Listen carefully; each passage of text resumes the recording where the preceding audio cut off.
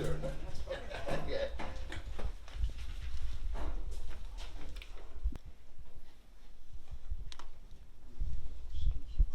6:30, I'm gonna call it to order. This is a work session. No public comments tonight at this time. Tom Duber's to my right, Jo Beth Dudley's to my right, myself, Eric Moore. Jeanette on the left.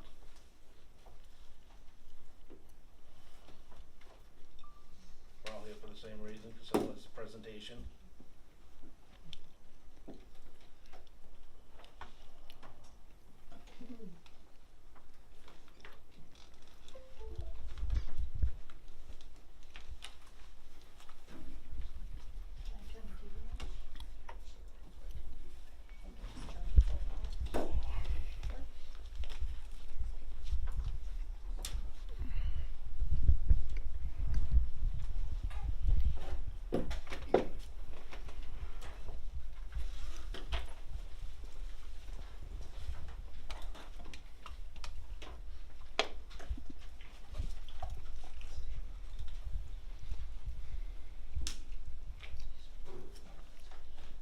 Just waiting for us to start? Yeah. Okay. Oh, okay. Am I okay back here? Yeah. Okay. So my name is Brian Alder. I'm Vice President with Casella Waste. I have Joe Gay here with me, who will be helping with the presentation. He's our regional engineer for Casella. I have Kevin Roy here, who's our manager at our North Country landfill. So I'll answer whatever questions you have that I can answer. If not, I'll phone one of my friends and hopefully we can answer any questions that you have. So I will say the last time I was here talking about the host agreement, we were in masks and everything was virtual. So I'm happy to see that we're all here and we can be in one place. So it's kind of nice. But anyway, thank you for the opportunity to discuss the host agreement. We think it's a really exciting opportunity for the town of Dalton, for state of New Hampshire, for Casella. And like I said, any questions that you have, I'll be happy to answer at the end. Or if there's something that comes to your mind during it, you know, shout it out. So go ahead, Joe. So this is just a summary of Casella in New Hampshire. And I put this up here just so you can see we have a significant footprint in New Hampshire. We have the resources to be able to construct and operate a project like the Granite State landfill. We have 77 collection vehicles for waste and recycling. We serve over 200 communities in the state. We've got almost 200 employees.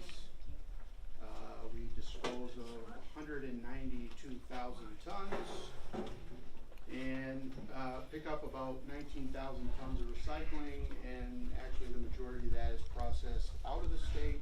And one of the aspects of our proposal for the state is that we would construct a MRF in the state, a materials recovery facility to be able to process recycling within the state.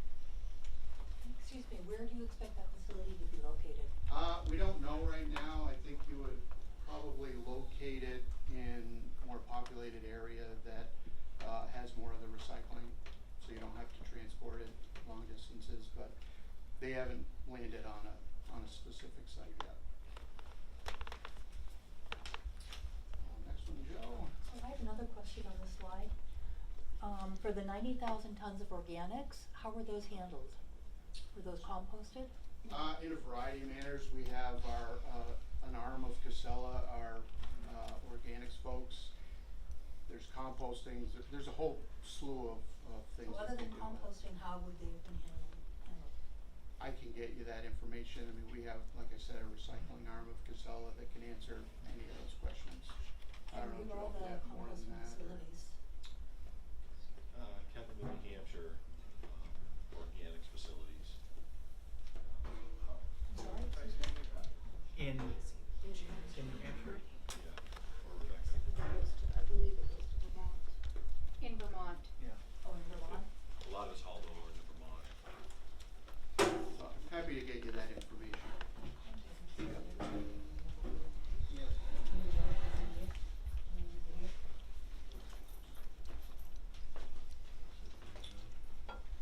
So what is a host agreement? Technically, a host agreement is not legally required. Now, at Casella, we think that a host agreement is vital, and we enter into host agreements with the majority of the communities that we're located in. If you look at some of the things that a host agreement does, it gives the town the opportunity to discuss what's important to them. It identifies and guarantees financial benefits. It's a legal document. It ensures that both parties understand what their obligations are. And it allows the community to contractually require the company to adhere to those obligations. So whatever obligations that the town deems are vitally important, those are items that you'd have a discussion on during this host agreement. Excuse me, Yeah. if there is a disagreement, how are any disputes resolved? So that's laid out specifically in the agreement. Excuse me, there's no public comment. Oh, I'm sorry. So just to be clear, no host agreement has been negotiated or finalized here, so we've sent a proposal to the town. We expect that, you'll read it, you'll digest it, you'll talk about it, and then at some point get back to us. And just for the people here, the select board just received a draft proposal just before this meeting, so we've not had a chance to review it.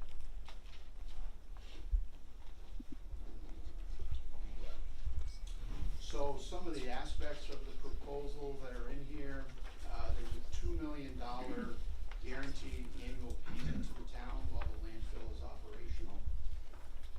Excuse me. Yep. And this is in addition to property taxes, correct? Now I'm gonna get to that. So as part of the $2 million, there's two parts to it. One part is what they call the New Hampshire Board of Tax and Land Appeals. So they've determined how the fair market of a landfill should be calculated for tax purposes, and there's a formula that all the information gets plugged into, and whatever that formula spits out, that's basically the amount of that $2 million that the town would get for tax purposes. And what is your estimate of the assessment of the landfill when it commences operation if it's approved? We haven't done that yet, but we can plug this information into that formula and get it back to you. It wouldn't be the full 2 million, but it's a piece of it. I think before we start negotiating an agreement, that's an essential piece of information, at least an estimate. Yeah, we will get that for you. Well, he's gonna get through this, and then they're gonna go and we're gonna discuss it here, so you need to let them get through that part of it. Please. Well, I have questions as we go along. So the other part of the $2 million is the net host payment. So you take the $2 million minus the BTLA calculation, and there's a portion that's left over. That would be paid to the town, and we basically would pay the town 1/12 of that each month. So you calculate what that is, and then get the town a check each month. That's subject to a CPI escalator, and the town has the ability to determine how they would like that payment to arrive. It could come directly to the town in a check. There's the ability, and the town would have to opine on this, you'd have to get legal counsel to opine. But if the town wanted, you could have payments directly to residents. So we're not advocating how the town should receive the payments. That's something that you should figure out as a community, see which way you wanna go, and then obviously we're happy to go down either road. Another portion that we've talked about is free curbside collection of trash and recycling for all residents.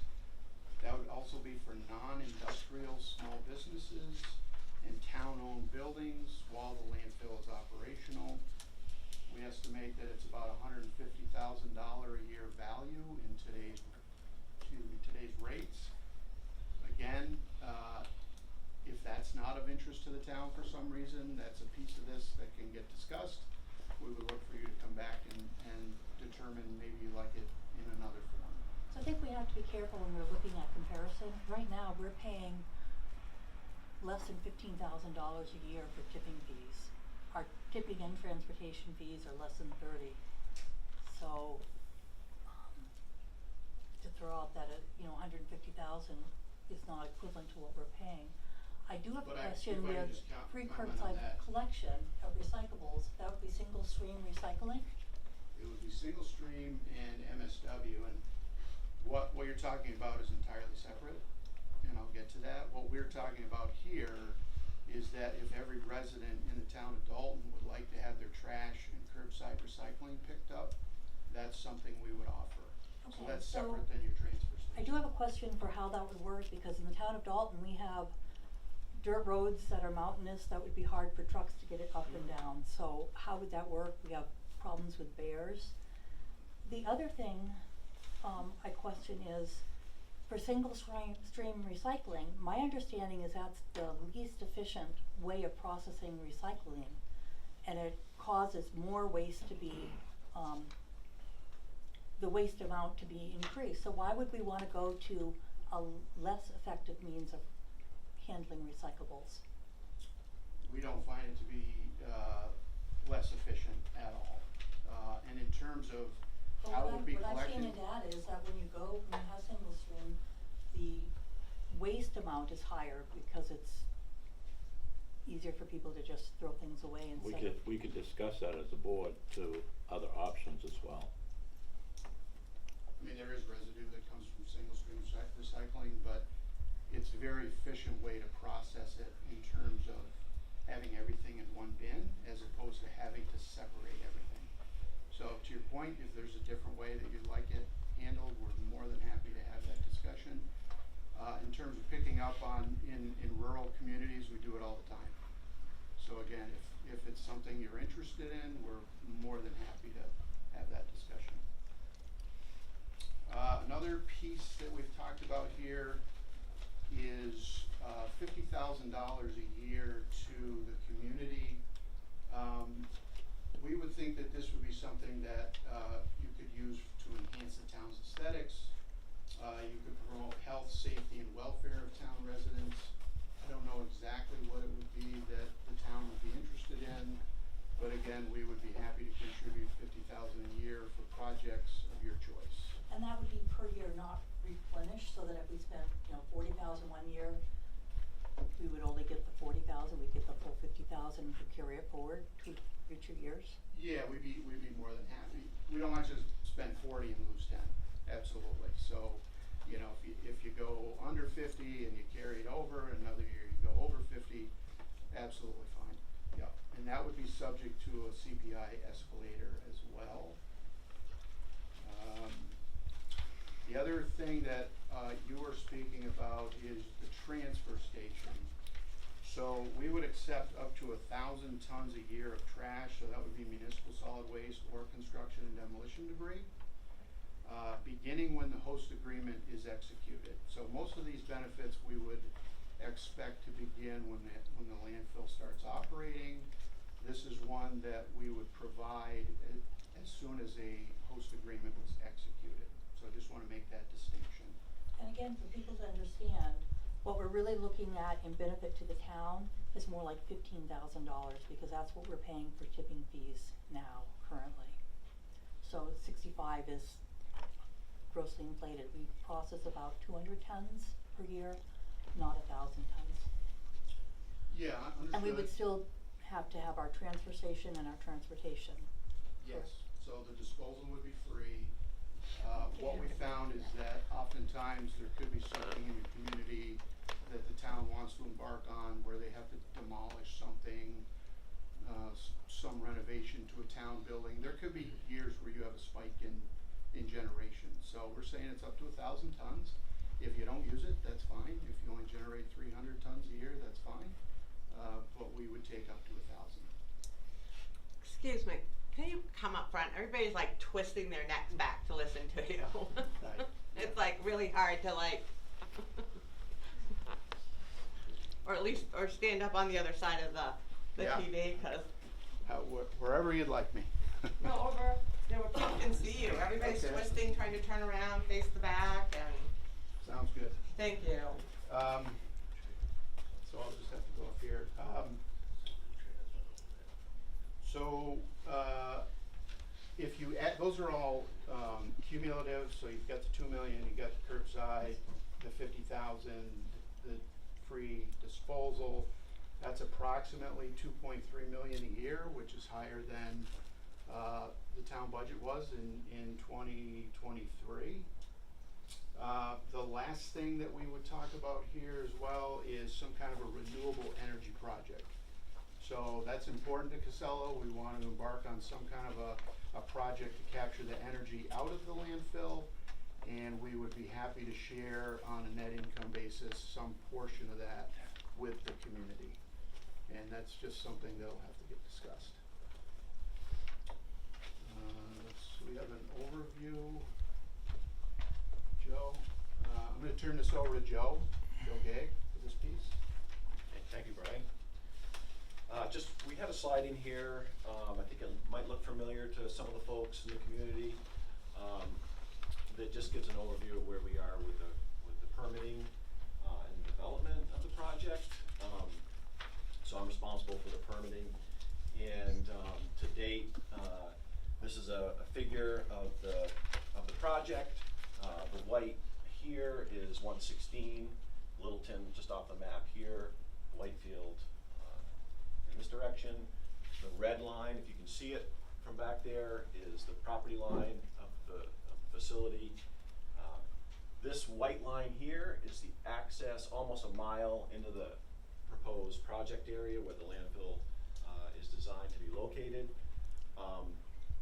And I think just a few things that we want to highlight for you folks tonight in the select board. So this facility, we're looking at about an 18-year project life for the site. The landfill, as mentioned, is accessible off of 116. Good access into the facility. And I think it's important to. Will Casella commit to no further expansion after that period? I think as part of the host community agreement, that could be something that could be considered. Yeah, I think we would talk about after the permitted capacity is exhausted. You don't want to commit to necessarily an 18-year time frame because you could deliver less waste each year perhaps, and maybe it lasts 20 years. So the 18 years is a estimate that we have based on what we think the expected annual tonnage would be. But that could vary slightly, but we would certainly talk about some kind of a limit on future expansion for sure. And I think we were and spoke to the town in January. The project that we presented in January is the same exact project that we're talking about tonight. Nothing has changed.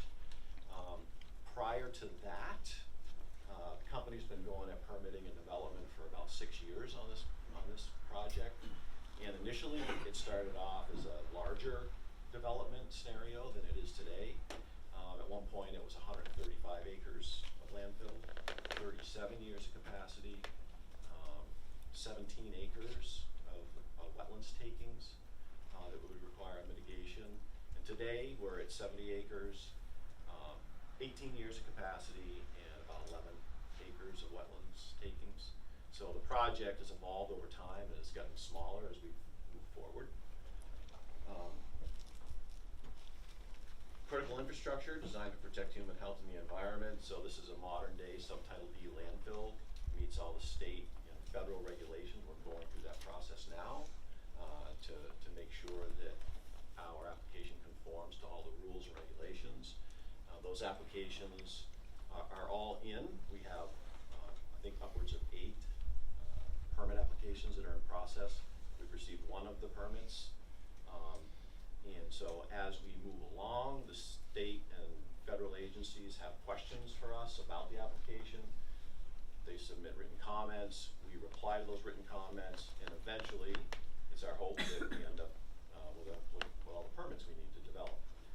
So that's going to be ongoing over the next several months. So I think really that's. Questions about the infrastructure. So for example, my understanding is that Mount Carberry has 2 to 4 feet of clay underneath their double-lined landfill. And this area is gravel pit. So how will you compensate for not having 2 to 4 feet of clay in the soil? Yeah, so our landfill composite liner system will comply with the state of New Hampshire's regulations for containment. It requires 1 foot of screen till bedding soil, and then the various layers of liner system above that. So we'll meet the requirements and actually exceed the requirements of the state of New Hampshire for solid waste containment. And help me understand where the leachate will be transferred on this plan. Okay, so the 70-acre footprint is right here, and the leachate would be pumped down to our infrastructure area, which was in this area here, and managed in on-site storage tanks, held there in storage, and tankers would come in, load up, and we would haul the wastewater to municipal wastewater plants around the state. So And it'll go under Douglas Drive, under the roadway. it goes alongside the roadway. Okay. And then, so you're going to be processing leachate outside of that lined landfill area. Mhm. So how do you mitigate the risk of spills? And at other facilities there have been spills. Yeah, so that's a great question. So, the rules require that anywhere where, the wastewater is, managed, whether it's in the landfill or on its way to the tanks or the tanks themselves, the state and the feds require double containment. So there's a redundancy for essentially everything we do out here to protect the environment. So there's a liner over a liner in the 70 acres of footprint. When we convey the wastewater from the lined landfill down to storage tanks, it travels inside a pipe. It's inside a pipe. So there's double containment there. And then all of our tanks have double containment. So there's backup systems to primary systems. It's not just for the wastewater management, it's for gas management, power. You know, we have to be able to operate this facility in a state of emergency. If there's flooding or something going on, we have to be able to operate this facility. So we'll have backup power, all that. So there have been issues at other landfills that have been compliant for those regulations, so that's why I think Dalton should be concerned. You talked about flooding. As I understand it, your permit application compensates for a 25-year flood. What about a 200-year flood like we had earlier this month? Are you going to be updating your permit to accommodate those weather events that are happening more and more frequently? Another good question, yeah. So all of our permit applications conform to the rules. So if it's, whether it's a 25-year storm event for a certain permit or a 100-year storm event for another permit, we'll comply with those design criteria. But we all know that the rules are out of date. The rules haven't been updated for 20 years, something like that, so they may not be what's needed now. The other thing that confuses me is it looks like the existing quarry and gravel pit are conflicting in terms of the layout of the landfill and the infrastructure area. Yeah. It just looks like they would be in conflict where the landfill should be. We do share a road between our infrastructure area and the landfill, and the existing gravel pit operation. We do share an access road, but the infrastructure area for us will be gated separately from the rest of the activities, as will the landfill. The landfill will have its own gate.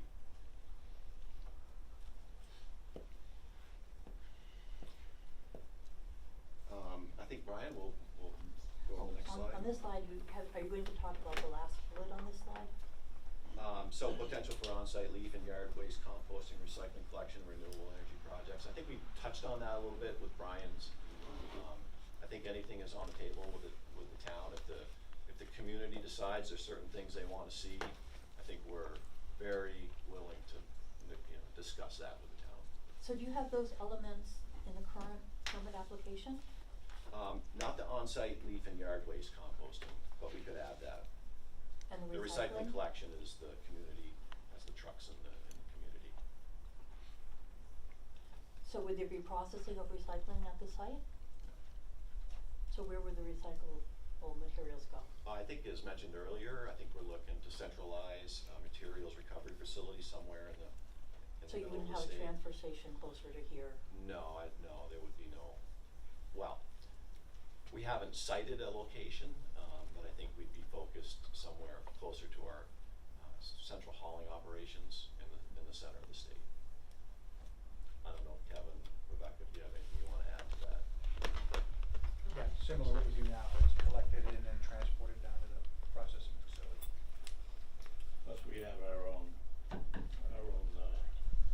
dump site where we could do our recycling right there. Yep.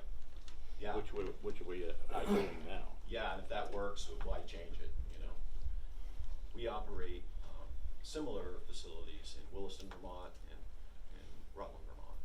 And would Casella be willing to upgrade that to a better facility that we got now? Sure, I think we'd be more than happy to discuss that with you guys.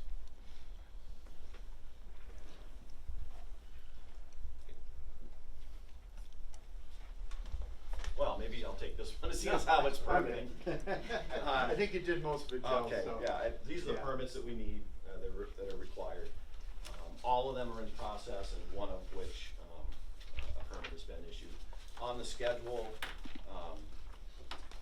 sorry, I can't read that, it's too small, I gotta look at my page here. So 2024, 2025, we're in the midst of permitting, public meetings. Eventually, we'll get to a stage where there'll be many public meetings for the public to participate. We're not quite there yet, we gotta get our applications complete technically. Then we'll move on to the public meetings phases. And then in 2026, we'd start, the first elements of construction at the site, and that would take a couple of years, and then operations would be a couple of years after that. And our goal is to transition from Bethlehem, our landfill there, to Granite State with the timing. So we can continue to provide continuous service to our customer base in New Hampshire. So given that most of these permit applications are incomplete at this point, do you expect a delay in this time frame? No, this has been updated to reflect where we are. So I have another question. We have residents that are concerned about out-of-state rubbish coming in. Would Casella be, would you consider taking less out-of-state and more in-state? Like, for instance, maybe 60-70% in-state versus. Yeah, that's another good question. So I'm gonna just start with that, and I'll let Brian finish. Today in Bethlehem, we're taking about 80% of what we accept at that facility is from New Hampshire sources. I know our application says 51 and 49%. Yeah. But today and over the recent past, we are well up in the percentage of New Hampshire source waste that we manage at the Bethlehem landfill. I would see that to continue, but I'll let Brian take it from there. Yeah, I mean, I think given interstate commerce, it's something that the state doesn't regulate, but I would point to that again as a reason why you'd wanna have a host agreement. Cause that's something that you could discuss and contractually build into the host agreement. Okay. So, it's a great question. Thank you. So can I just, when you're talking about infrastructure and location, could you address traffic? And I think it's not just Dalton that's gonna be affected by traffic, but all the surrounding communities, especially like Whitefield, Bethlehem, Twin Mountain, Littleton. And the traffic on 116 is gonna be impacted during construction of the acceleration and deceleration lanes. So how are you going to engage conversations with other communities, and what are you going to do to mitigate the adverse effects? We have a traffic study that's been completed. Really, the traffic study is to look at the traffic volumes coming in and out of the facility, done by a registered professional traffic engineer in New Hampshire. And we are going to be required to upgrade the intersection where Douglas Drive meets 116. We're going to need a de-acceleration lane, an acceleration lane, new geometry at the entrance for safety. So that's a permit application that's in process. We think it's complete, and hopefully see a permit soon. With respect to the traffic movement, Certainly there'll be some local haulers that come in from the little side of 116, but any of the long haul haulers coming to the facility will be required by facility rules to come in from Whitefield and up 116 that way and into the site. And all the transfers that exit the facility are going to be required to exit left and go back towards Whitefield. So they're gonna be coming down that intersection at the bottom of the hill in Whitefield, and then going through Twin as well. That intersection gets congested now, and I don't, it's not necessarily the safest intersection. There's Yeah. been accidents there in the past. Yeah, I came through there earlier. I know what you speak of, and that intersection was evaluated for our truck traffic, the vehicle turning movements and so forth, and it's been determined to be safe. And it also goes by the elementary school. That's right. Would Casella be willing to take over the old landfill? I don't know, maybe that's a question for Brian. I think anything's on the table. If the town really has some interest in getting some support or some help with the landfill, I manage 5 closed inline landfills. I think we're personally, we have many more in the footprint. We're familiar with them, so I think that could be on the table. So also talking about the infrastructure, like for example, with the Bethlehem facility, my understanding is that the test wells surrounding it had tested positive for PFAS and dioxins. And there's been some spillage into the Ammonoosuc that has PFAS in it. How are you going to mitigate those risks here, where you're talking about we've got wetlands, you have the Alder Brook that flows into the Ammonoosuc and into the Connecticut? So we haven't had no direct discharge of leachate to the Ammonoosuc River. That's not correct. No, it's been spillage. No, not even spillage. Not directly to the Ammonoosuc, no. You are right about PFAS and some of the monitoring wells. I think that's pretty common for existing facilities with existing infrastructure, in particular sites that had or have an unlined landfill there. PFAS are forever chemicals. They're everywhere. We are finding them, and we're working with the state of New Hampshire. And it's not just the North Country landfill, it's all of the landfills in New Hampshire, and actually our levels are quite a bit lower than some of the sites. So will you be treating the leachate for PFAS before it leaves the facility? There's no plans to do that now. We are doing that at some of our sites, and I think that's going to be the trend, is to try to get the PFAS out of the wastewater. What we've learned in studies that have been done in other landfills is the waste that we're accepting from everybody contains a lot of PFAS, especially carpets, upholstery, things that are thrown away, clothing that gets thrown away, generates a lot of PFAS, and the landfill is actually sequestering the PFAS, and what's coming out of the leachate is at lower levels than what we're bringing in. So, I think ultimately we all want to rid the environment of PFAS. I think that we all need to work together to try to figure that out. We need to ban PFAS from materials.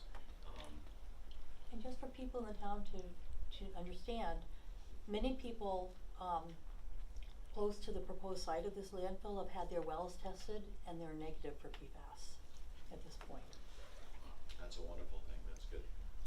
And I might add, and I know the truth has to come out here, the PFAS has been here since the 40s. PFAS is a forever chemical. And I'm gonna say the big manufacturers and we are responsible for it.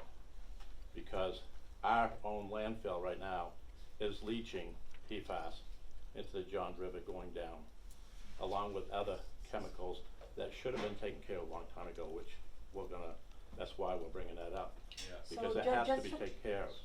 If we're gonna be concerned about it, we need to be concerned all the way around, is my point. Absolutely, and I believe that we've had test wells that are positive, not all of them, but that are No. positive for PFAS, but that doesn't mean that it's gotten to the Johns River yet. that would be the case for really any site. You know, I'm sure that there are sites that have, you know, impacts beyond their monitoring network and some that don't. And I think it's a topic that we all need to discuss. But I should just make it clear that the landfill is not generating the PFAS. It's in the waste that we accept. And so we've got the materials we take. We have a landfill in Coventry that is actually treating the wastewater to remove PFAS. So, you know, the company is working towards some of these solutions that you're asking about. And what about capacity for leachate? Because my understanding was, for example, Concord a couple of times stopped their acceptance of leachate this spring. And so, you know, you're shipping leachate down country, but if those facilities stop accepting it or become full, what's your contingency plan? Yeah, we have to have, we've learned that we've got to have contingencies for that sort of thing. We have multiple wastewater plants that we have permits for. And so if one plant can't take it, we have backup facilities that can. So that is an important piece for us, is to maintain enough disposal capacity to weather the storms when, so to speak, when a plant has a disruption, you know, unrelated to us, but shuts us off, we gotta be able to go somewhere else.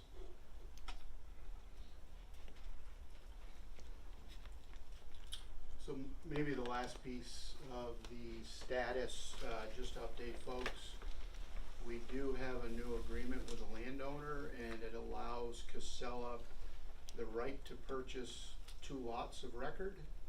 And those lots of record are large enough that they would be able to house the entirety of the landfill, all the infrastructure, and provide necessary setbacks. So the good news about that, no lot line adjustment required for permitting of the landfill, no subdivision discussions need to occur, because we do have enough land that we have the right to purchase that we can house all of that on it. So just a good point of reference. Will you be offering property value protection? That's in our agreement. Answer is yes, if that's something you're interested in. And would that apply to surrounding community residents as well? I think it's something that we need to discuss in the host agreement. So, you know, what the geography looks like, what exactly the process looks like, we can have that discussion. I mean, generally it's intended to protect residents that if the property value does go down as a result of the landfill, they're protected. If it doesn't go down, then there's no problem, but it's there as a protection. And what about the residents who are impacted by things such as odor, noise, nuisance animals, nuisance birds, stigma and all of that, but whose land has been in their family for generations and they really don't want to move, but their lives are disrupted? How will you compensate them? Well, depending on where that is, that's why you have a host agreement. So we realize there are going to be some impacts to the community. That's why we have a host agreement. But for folks that are geographically very close, that is a different package. That's where the property value package comes in. And would that value, when you look at property value, be based upon market value or assessed value or some other methodology? What would be the methodology? So there's probably a number of ways you can value it, and I think again that's something we'd have a discussion with you, whether it's appraised value, assessed value, a determined market value. There's lots of ways that you can determine what the value is to make sure that the homeowner is not, you know, negatively impacted.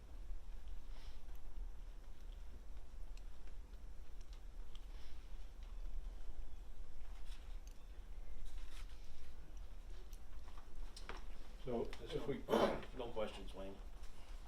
if we, come up with some other questions later, if we can have you back to go over it again. Absolutely. That'd be great. Yep. If you wanted to shoot us questions, that's fine as well. If you'd like to have us come back at some point, Okay. we're open for that. Whatever process you think is most helpful. So I do have another question. So back 5 years ago with the original plan, we presented the town with a host community agreement. And at that point, the select board declined to negotiate on the basis that it really was premature to expend town resources, legal, assessment, and other costs that would be, involved in negotiating an agreement. If we wanted to enter into a negotiation now, will you agree to reimburse the town for those costs? If for some reason the project does not go forward? Yeah, we can figure out what that amount looks like, and we would be happy to do that.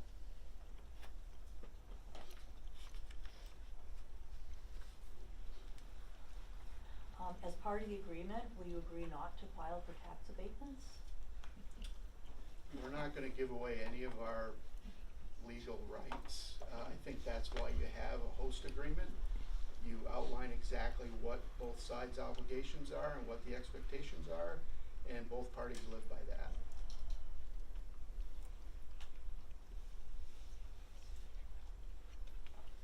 And what about, some type of escrow account for after the closure of the landfill to compensate the town for, mitigation of things that come up later? So Joe can talk about that. We are obligated to have certain financial assurance mechanisms in place for closure and post-closure of the landfill.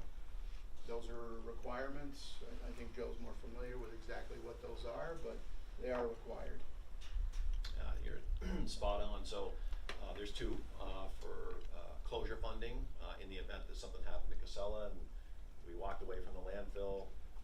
The state has funding available to access for full closure, to close the site, and then for 30 years there's a post-closure period, so a monitoring period, maintenance, whatever's required to monitor and comply with permits for 30 years.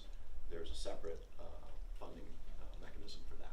And that's a permit requirement with the New Hampshire DES. But what about if there are impacts to the town specifically outside of the permitting process? Well, I guess that is in a way for the town, you know, to be able to close the landfill and monitor it for 30 years. And then another thing, did Casella agree to pay salary and benefits for the town to hire a compliance officer to monitor the operations of the landfill? So we've done that in other landfills, you know, whether it's a landfill monitor, some kind of an engineering compliance, we've come up with a dollar amount or a hiring of a certain individual to help with that. So we'd be happy to have that discussion.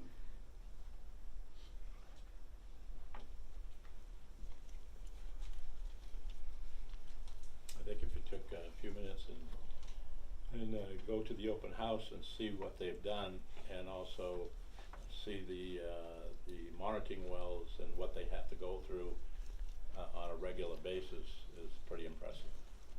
But I also read some of the articles about issues, and I see the difference between, for example, Mount Carberry and their structure and what's being proposed here, and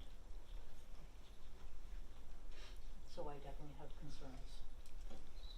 So Rebecca, I'm gonna steal your thunder. So we do have an open house at the Bethlehem landfill on the 24th, 9 to 1? 10 to, yeah. 10 to 2 usually. 10 to 2. Okay. 10 to 2.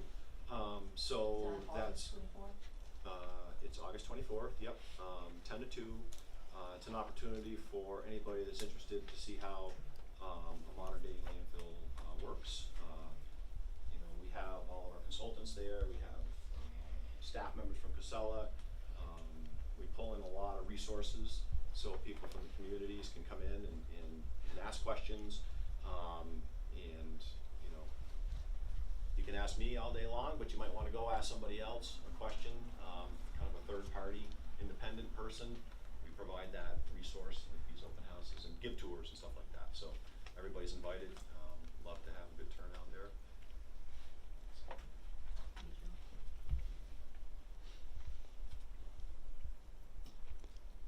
Any more questions? I don't think so. Well, thank you guys for coming in, and Thank you for having us. we'll hash this over and we'll be talking to you Okay. again, I'm sure. Yep, very much appreciate it, thank you. Sign up again. Oh yeah, for anyone who came in and didn't sign in, if you could sign in, raise your hand, we'll pass it to you, or you could make your way to the table here and sign it, please.